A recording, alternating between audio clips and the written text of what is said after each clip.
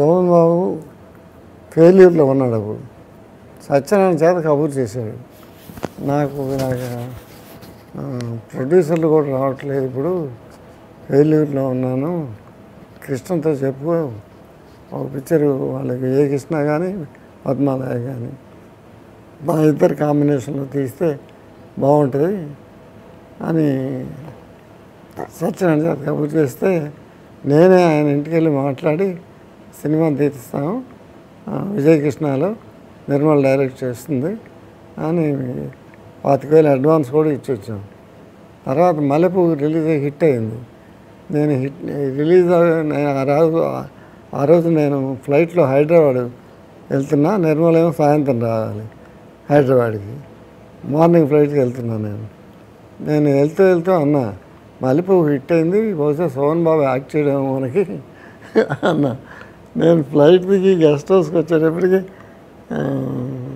Nirmal phone చేసింది, మహారథి అతను అడిగిన చేంజ్ చెప్పడానికి వెళ్తే మీ సబ్జెక్ట్ నాకు నచ్చలేదు, నేను చేయట్లేదు, ఈ 25,000 అడ్వాన్స్ తీసుకెళ్ళి కృష్ణకి ఇచ్చేయండి అని మహారథికి ఇచ్చేసాడు. ఇలా పంపేశాడు చేయడంట. అతనికంటే పెద్ద ఆర్టిస్ట్ని పెట్టే తీద్దాం సినిమా, ఏమి సాయంత్రానికి డిసైడ్ అయిపోవాలి అని నేరుగా నాగేశ్వరరావు దగ్గరికి వెళ్ళా. ఏంటో ఇటు వచ్చావు అన్నాడు.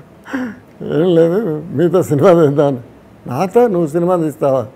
అంతకుముందు దేవదాస్ గొడవలు ఉన్నాయి కదా, సరే ఒక పని చేద్దాం, మనం ఆ దేవదాస్ గొడవలన్నీ మర్చిపోయి నువ్వు నేను జాలీగా ఫ్రెండ్లీగా జోవియల్గా మాట్లాడుకుందాం అని ఈ షరతుకు నువ్వు ఒప్పుకుంటే నేను యాక్ట్ చేస్తాను, కానీ సబ్జెక్ట్ నాకు నచ్చాలి అన్నాడు.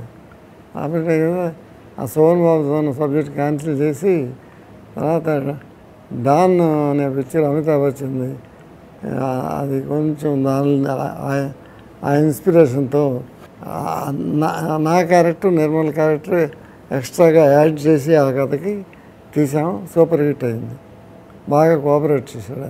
సోమన్ బాబు ఏమో ఏంటి వారం రోజుల్లో వీళ్ళు వెళ్ళిపోయి నాగేశ్వరరావు గారిని నోట్ చేసి కథ కౌకే చేయించుకుని సినిమా కూడా మొదలెట్టేస్తున్నారు అని షాక్ తిన్నాడు.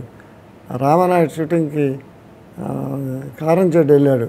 కారంచేడులో ఉండగా పేపర్లో న్యూస్ వచ్చింది.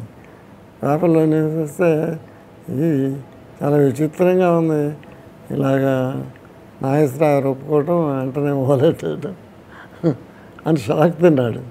ఈ వీడియో మీకు నచ్చితే లైక్ చేయండి, షేర్ చేయండి, వెంటనే సబ్స్క్రైబ్ కూడా చేయండి.